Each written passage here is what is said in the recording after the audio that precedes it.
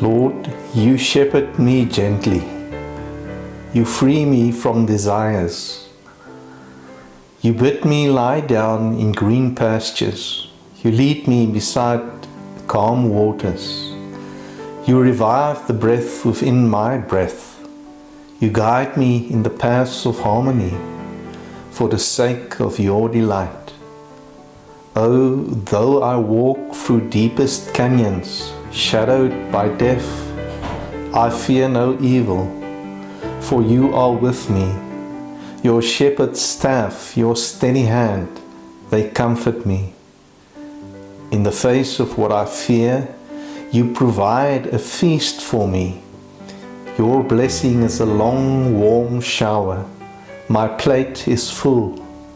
Surely goodness and mercy will companion me all my days, and I will dwell in your intimate presence every moment of my life. Good morning. Have you ever listened to the gospel reading and then said to yourself, what is he talking about? Have you ever read a piece of scripture and wondered, what does this mean? At the beginning of today's reading, it sounds like Jesus is suggesting that he is the shepherd who enters the gate. Unlike the thieves and bandits who hop the fence, the sheep, he says, listen to and follow the voice of the shepherd, but run from the voice of strangers. But then in verse 7, Jesus says that he is also the gate for the sheep. So he is the shepherd who enters the gate, and he is also the gate that the shepherd enters. And then he says that we can enter him as a gate to abundant life. John says that Jesus was using a figure of speech. And that's why this text, like so many of Jesus' sayings and teachings, is difficult to understand. And that's also the key to dealing with this text. The figure of speech points beyond itself, in this case, to abundant life, or life to the full, as the NIV translation describes it. But let's start with abundant life. That, Jesus says, is why he came, that we might have life and have it to the full or abundantly. Abundance is not something we get, it's a way of living and being.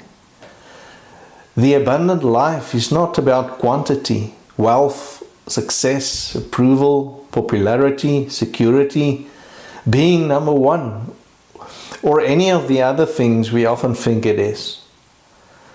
The abundant life is touching and living the divine life. It's a quality, not a quantity. It's about meaning, integrity, purpose, creativity, relationships, and wholeness. The abundant life adds to the life of others and the world. It's life that leads to life, love that leads to love, joy that leads to joy, hope that leads to hope, kindness that leads to kindness, and generosity that leads to generosity, beauty that leads to beauty, and gratitude that leads to gratitude. It does not add to the pain of the world, but adds to and enhances life, our own as well as others. Isn't that what we really want? Isn't that what we want for ourselves and each other? Jesus invites us to experience this full life in a relationship with him. But what about those thieves and bandits? Jesus is not warning us about having our things stolen, but about having our life stolen and our abundance depleted. Thieves are sneaky and stealthy. We often don't know they've been there until later. They come in the night when we are all asleep and unaware. Then one day we wake up and wonder what happened to our life. How did we get to this point? Our life is a mess, and we don't know when or how it happened. Where did our life go? Maybe time caught up with us. Perhaps we took a relationship for granted. Perhaps we became complacent. Perhaps we were too busy or preoccupied. Maybe we weren't paying attention. Maybe we just gave up. Bandits are overpowering. They come in the daylight. They don't even try to hide. We know when they are here and when we are being robbed. It's those times when we know our life is less than we want it to be. We recognize the patterns and behaviors that are destructive. We know there is a better and different choice to be made. But we continue down the same path. It's falling and refusing to get back up. It's recognizing our brokenness and refusing to ask for help.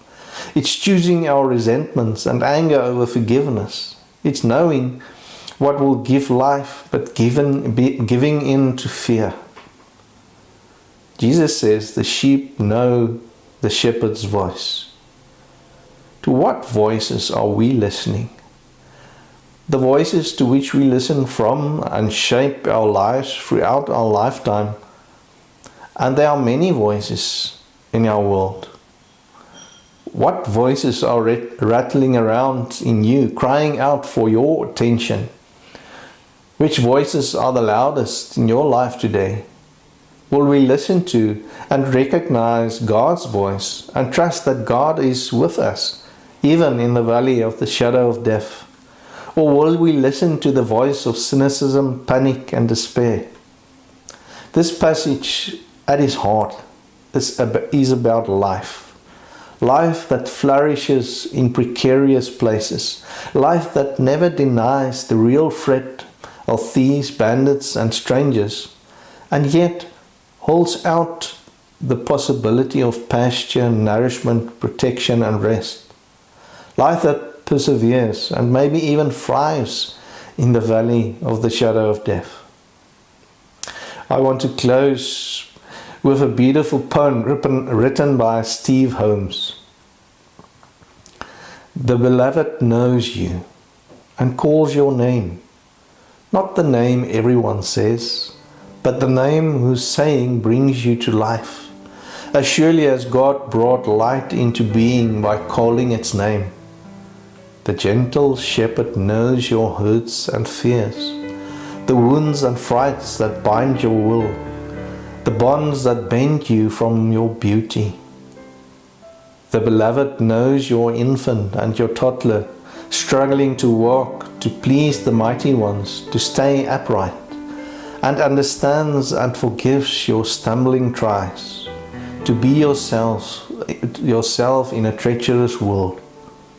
The shepherd knows the precious soul within and calls you by the name of God's knowing and bids you, come.